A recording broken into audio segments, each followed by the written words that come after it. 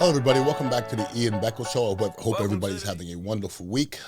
First and foremost, let's thank our sponsor, Manny and Gordon, and my people, Jack Gordon, best lawyers in the area. Check them out at fightnegligence.com. All right. There's still a lot to talk about here in the Buccaneers offseason. Listening to all the experts talk about the Bucs offseason, there's a lot of sorrow. There's a lot of people thinking there's the doom and gloom. And I kind of told you guys at the beginning of this free agency period, and I'm being honest with this, like the Bucs have been around since '76, and they didn't go into every offseason trying to win a championship. They just didn't. I was here from 1990 through 1996, and I'm going to tell you, at no time in those 6-7 years did the Bucs do anything to win a championship. Our coaches didn't say, we're trying to win a championship. It just didn't happen. I guarantee you it was happening in Pittsburgh, it was happening in San Francisco, it was happening in a lot of other places, but it wasn't happening in Tampa Bay. The reality of it is, this is not a Super Bowl team. It's not a Super Bowl moment. When we brought Tom Brady here, and you added a couple pieces, it became a Super Bowl team. This is not a Super Bowl team. And it's not a Super Bowl team that needs to make one move that's going to all of a sudden make it a Super Bowl team. It's not that. They know what it looks like. Todd Bowles knows what it looks like. So does Jason Light. So, we lost Mike Evans, and that's still a big deal to a lot of Buck fans, and I understand. He's one of the favorite of all time. But if you heard the comments of George Kittle, who it also upset some people, didn't upset me one iota. What George Kittle said was 100% unequivocally true. He was like, San Francisco's first rate. Tampa Bay's not. What part of that upsets you? You been in one Buck place, old one Buck place? Have you seen the grades that came out with the NFL? Those are grades that are given out from the players. The Bucs got F- in something, I think. They graded out one of the worst teams in the NFL. San Francisco is top-notch, first-rate, always. I know that. You know that. Everybody that played in the league know that. So the second that Mike Evans went over there, he was done. They wooed the shit out of him. So nothing that George Kittle said in his little monologue that he came up with bothered me, because all of it was true.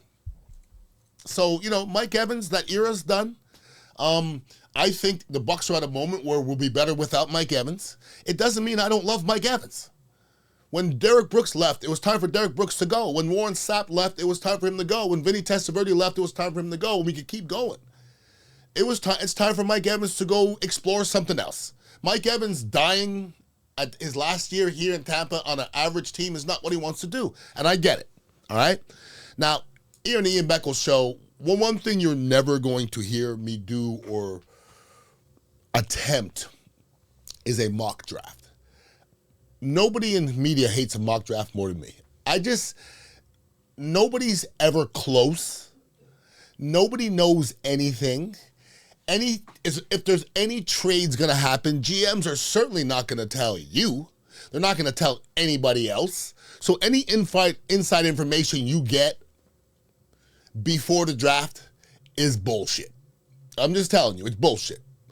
So Mel Kiper, I'm going to use air quotes again, Mel Kiper, who is supposedly the draft expert. Here's my Mel Kiper story. So Mel Kiper comes out with a little book, and he grades players, and he tells you what you think of them, and scouts will purchase this grade and will think it's worth shit. Here's my experience with Mel Kiper. I saw my grade, and basically he said, I think he even put the words camp meat. I'm camp meat. So, if I started for 9 years in the NFL, that'd make you pretty fucking wrong, wouldn't it, Mel Kiper? My problem with Mel Kiper is he shit on himself since the first day he's talked about the draft. He's been wrong about everything, but we're still going to put expert on his fucking stupid face. I can't stand Mel Kiper. I don't like what he's about. nothing to me coming out of his mouth is legitimate. Remember, he said Clausen. If Clausen doesn't become an NFL bona fide starter, he'll change jobs. Clausen didn't. I don't even know if Clausen played one good game. The next year they drafted Cam Newton, and that was it. Clausen was gone. So if you want to listen to Mel Kiper, go ahead. I do not. Mel Kiper has the Bucs picking that Oregon tight end Sadiq. I got no problem with any pick, okay? I got a problem with anybody listening to Mel Kiper, okay? I have no problem with Sadiq. Losing Mike Evans, the Bucs became less physical. If I asked you who was the physical players on the field last year, physical, off the top of my head, Mike Evans is one, Vita Vea is another. That's all I got. That's all I got. Give me another one. Our DBs aren't overly physical. Our receivers aren't overly. Mike Evans is the only physical guy we got. He's gone. So we need some physicality. So if you bring in a big tight end, I guess our new offensive coordinator is big on 12 personnel. We got Kate Otten signed up. But we have 3 or 4 tight ends on our roster. We have Durham and that Culp kid. And we have. So I don't know if tight ends are our biggest need. But if that's what they think's the biggest need, go for it, I guess. To me, I think we have bigger needs elsewhere. I still don't know if we can rush the passer yet. So that's where we are. But once again, don't listen to Mel Kiper, what Mel Kiper has to say. I was rummaging through YouTube, and I ran into it. I subscribe to a lot of the Buccaneer podcasts and webcasts, and one of them were breaking down Ashawn Robinson, the defensive tackle that they just brought in from Carolina. And listen, if I was going to evaluate his 3 technique, I'd probably call me, okay? Because other than a defensive coordinator, who knows what a 3 technique is about other than a guard, okay? That's who plays on me. So Ashawn Robinson's a 3 technique, so I'm thinking I'm a pretty good guy to evaluate his abilities. He's a power player, all power. That's it. Not against that. I think him and Vita Vea are similar. Vita Vea is more finesse than this kid. This kid is all power. I have no problem with it. We need Kalijah Kancey to be healthy. Kalijah Kancey is a change-up guy. If you have this kid, Robinson and Vita Vea on the field at the same time, they're really the same type of player. Kalijah Kancey is more of a quick beat guy. You like to have, different styles out there. But, hey, if you're trying to stop the run, if you're trying to get pushed in the pocket, this kid Robinson and Vita Vea might be a good duo. Then we got to get some stuff on the outside, okay? Maybe the new kid Muhammad. I know, Yaya Diaby. Maybe it's a year Yaya gets double figures. I don't know. It's time, though.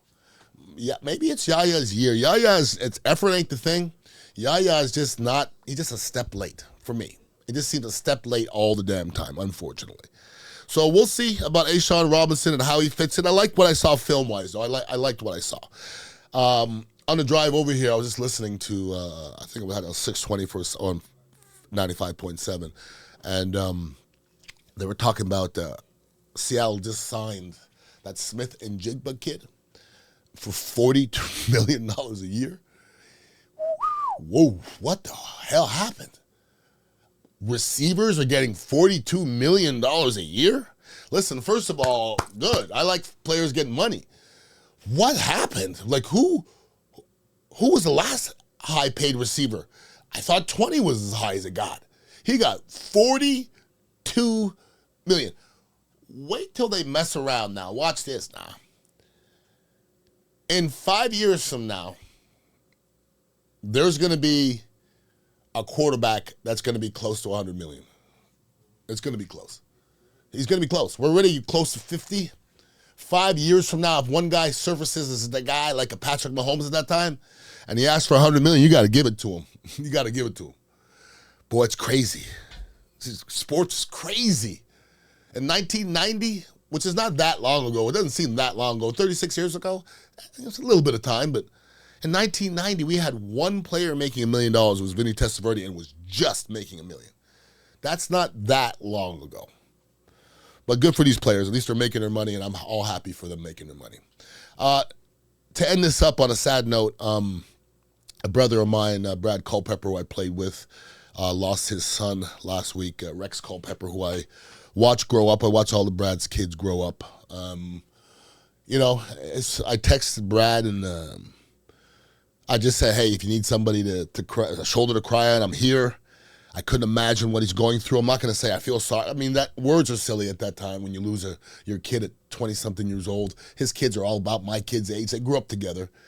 So, I mean, Monica and Brad, Monica's one of the sweetest people I've ever met. Like I said, Brad's my brother. So I just want to say something, and, I don't know how you deal with this, all right? So if anybody sees Brad, just understand what he's going through, but I don't think anybody could ever understand that. That's real talk. If anybody ever wants to hit me up, it's Ian Beckles Show on Instagram. That's about all I do pretty much. And hit a like or whatever they do on YouTube, and the Ian Beckles Show on YouTube. And otherwise, I'm going to be spitting knowledge every single week, even in the off season. And I'm on the Mike Calter Show on Monday mornings. I'm on with Johnny B on Thursdays, and I'm on with Pat and Aaron as well on Thursdays on 95.7. So you can find me out there. I did do my cognitive NFL tests, and I was told I'm too smart to get money.